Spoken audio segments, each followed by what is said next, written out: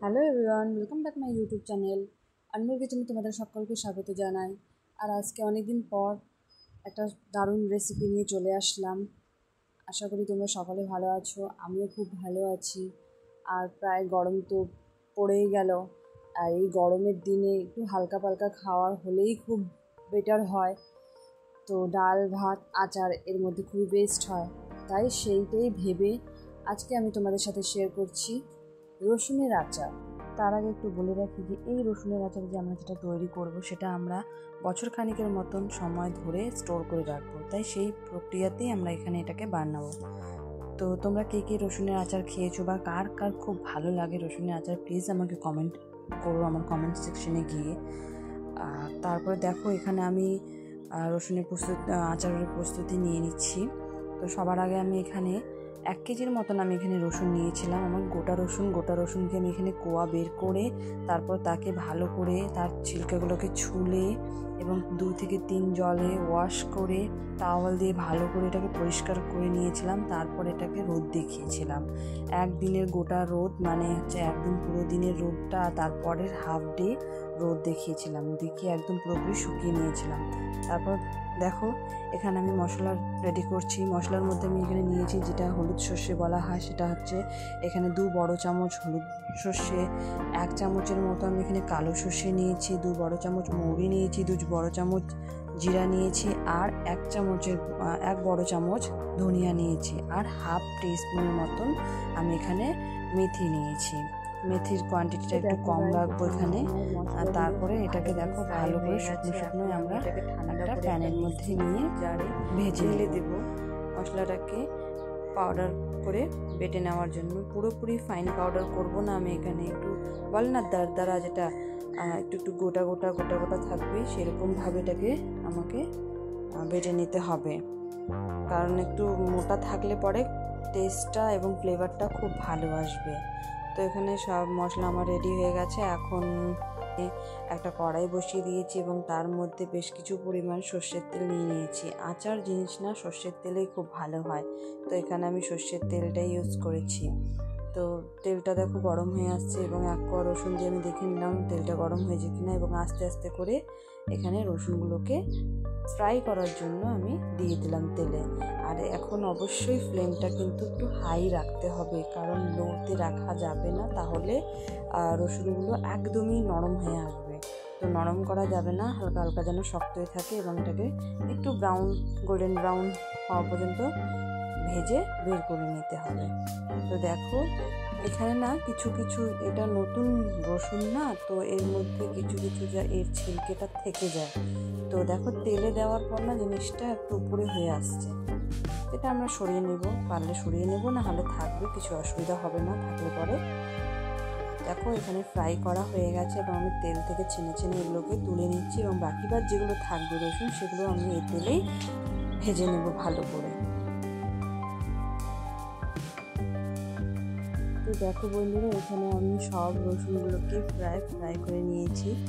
এবার এখানে আমি আরও কিছু পরিমাণ তেল নিয়ে নিলাম, ওই তেলই ছিল, বাট ওখানে আমি আর একটু তেল ঢেলে দিলাম। এই তেল দিয়ে এই তেলটাকে খুব ভালোভাবে আমাকে গরম করে নিতে হবে কড়াইতে, কারণ এটা গরম হয়ে গেলে তারপর এটাকে ঠান্ডা করেই আমরা এখন মশলাতে মিলিয়ে দেব। তো তেলটা প্রায় ভালোভাবে গরম হয়ে আসছে। এই পরিস্থিতিতে আমরা গ্যাসের ফ্লেমটাকে অফ করে তেলটাকে ঠান্ডা হওয়ার জন্য রেখে দেব কিছুক্ষণ। এরপর এদিকে দেখো আমার সেই ভেজে রাখা রসুনগুলো প্রায় ঠান্ডা হয়ে গেছে, তাই আমি এটা অন্য একটি পাত্রে রেখে দিলাম রসুনগুলোকে, এবং এখানে বড় গামলাটা নিয়ে সেই গামলার মধ্যে আমি এখানে সব কিছু একসাথে মেলাবো, এই জন্য বড় দেখে গামলাটা নিয়ে নিলাম। এবার গামলাটার মধ্যে দেখো আমি এখানে নিয়েছি 1 চামচের মতো কালো জিরে, 1 চামচের মতো জোয়াইন, তার সাথে 1 চামচের মতন হলুদ গুঁড়ো, এবং তারই সাথে যেমন ঝাল তোমরা পছন্দ করবে সেই হিসাবেই এখানে লঙ্কার গুঁড়ো তোমরা নিতে পারো। আর তার সাথে আমি এখানে 2 বড় চামচের মতন আমচুর পাউডার যেটাকে বলা হয় সেটা নিয়ে নিলাম, কারণ এই রসুনের মধ্যে এই আমচুর পাউডারের খুব গুরুত্বপূর্ণ একটা স্থান রয়েছে। এই আমচুর পাউডারের জন্যই এই আচারটা খুবই সুন্দর টেস্ট এবং ফ্লেভার দুটোই আসে। তো তো দেখো এখানে মশলাগুলোকে আমি সব মিশিয়ে নিলাম। হ্যাঁ, এখানে আমি এখন লবণ অ্যাড করছি না, লবণটা আমি লাস্টের দিকে অ্যাড করব, কারণ একটা পরিমাণ হয় না যে মশলাটা আমি কতটা মিক্স করবো না করবো, মানে কতটা হচ্ছে না হচ্ছে, এই জন্যই আমি লবণটাকে পরে অ্যাড করবো। তার সাথে এখানে আমি দিলাম রেখে যেই তেলটাকে আমি গরম করে রেখেছিলাম সেখান থেকে কিছু পরিমাণ তেল আমি এখানে ঢেলে দিলাম এবং এই মশলাটাকে একটু ভালো করে মিক্স করে নেব। কারণ আমরা যে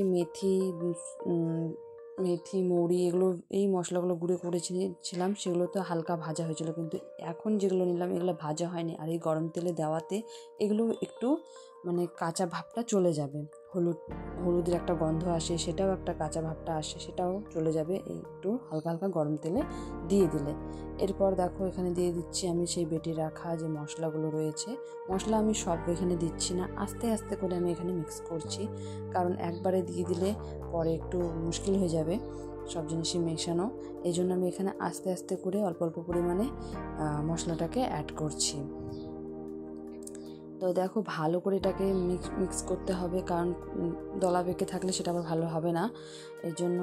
এরপর আমার এখানে মিক্স করা হয়ে গেছে। এখন আমি আস্তে আস্তে করে সব রসুনগুলোকে এখানে ঢেলে দিলাম, এবং যখন রসুনটাকে আমি এখানে মশলার সঙ্গে মেশাবো না তখনই আমি বুঝতে পারবো যে মশলাটা আমার আর একটু লাগবে নাকি হয়ে যাবে, কারণ বেশি মশলাটা দেওয়াও ভালো হয় না, ভালো হবে না আর কি। পরে রসুনগুলো উপরে থেকে যাবে এবং মশলাগুলো নিচে দলা পেকে থেকে যাবে। তো তার থেকে ভালো এমন যেন মশলা হয়, মশলার পরিমাণটা এমন হয় যাতে গা মাখা থাকে, তাহলে খেতে স্বাদ হয়। তো এখানে দেখো আমি মিক্স করে দেখবো কি আমার মশলাটা আরও একটু লাগবে কি না।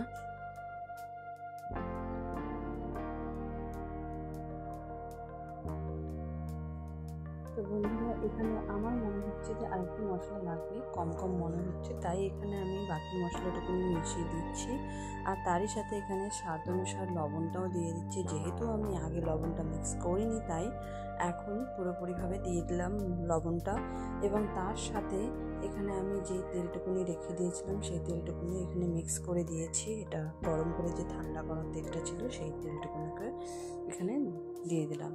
এরপর এই তিনটে জিনিস দিয়ে এখানে ভালো করে আবারও মিক্স করে নেব, যাতে লবণটা রসুনের চারপাশ দিয়ে ভালো করে মিক্স হয়ে যায়, উপরে নিচে চারিদিকে যেন ভালোভাবে মিক্স হয়ে যায়। এভাবে করে যখন আমি দেখো তেলটা কেমন করে উপরে উঠেছে, মানে তার মানে এটাই হচ্ছে যে আমরা এখানে আঁচালে যেটুকুনি তেল দিয়েছি তেলটা পারফেক্ট আছে, আর তেল লাগবে না। তো এখানে আমার রসুনের আচারটা প্রায় রেডি হয়ে গেছে। এবার তোমরা যদি চাও তাহলে এটাকে 2 থেকে 3 দিন রোদে দিতে পারো আর কি, রোদ দেখাতে পারো, তাহলে জিনিসটা যে রসুনের কোয়াগুলো আছে সেগুলো আর একটু সফট হয়ে আসবে। আর যদি স্টোর করে রাখার আছে, যদি খাওয়ার মতন চাও, তাহলে এটা 2-3 দিন রোদে রাখলে পরে সেটা সফট হয়ে যাবে। আর যদি স্টোর করে রেখে দাও, স্টোর করে রেখে দেবে বা এখন খাবে না অন্য সময় খাবে, তাহলে সেটা স্টোর করে রাখাতেই অনেকটাই সফট হয়ে আসবে। তো আমার কাছে এরকম একটা কন্টেইনার ছিল কাচের, তাই আমি এখানে সঙ্গে এটাতে ট্রান্সফার করে দিচ্ছি। তোমাদের হাতের সামনে যদি থাকে তাহলে তখনই এটা ট্রান্সফার করে দেবে, না হলে যদি তোমরা এই পাত্রে রেখে রোদ দেখাতে চাও তাহলে রোদ দেখিয়ে তারপরে এটাকে ভালো মতন করে একটা এয়ারটাইট ডাব্বা হোক বা কন্টেনার হোক সেটাতে ভরে ভালো করে স্টোর করে রেখে দেবে। তো দেখো এখানে আমার এই কন্টেনারে ভরা হয়ে গেছে। তো সম্পূর্ণ তো এটাতে ধরেনি, তাই একটুখানি বেঁচে গেছে, অন্য কিছুতে রাখতে হবে। তো কেমন লাগলো ভিডিওটা তোমাদের সবাইকে? যদি ভালো লেগে থাকে তো প্লিজ লাইক করে দিও, চ্যানেলটাকে সাবস্ক্রাইব করে দিও, আর বন্ধুদের কাছে শেয়ার করো। আর হ্যাঁ, যদি তোমাদের কাছে কোনো রকম সাজেশন থাকে তাহলে আমাকে প্লিজ কমেন্ট করো।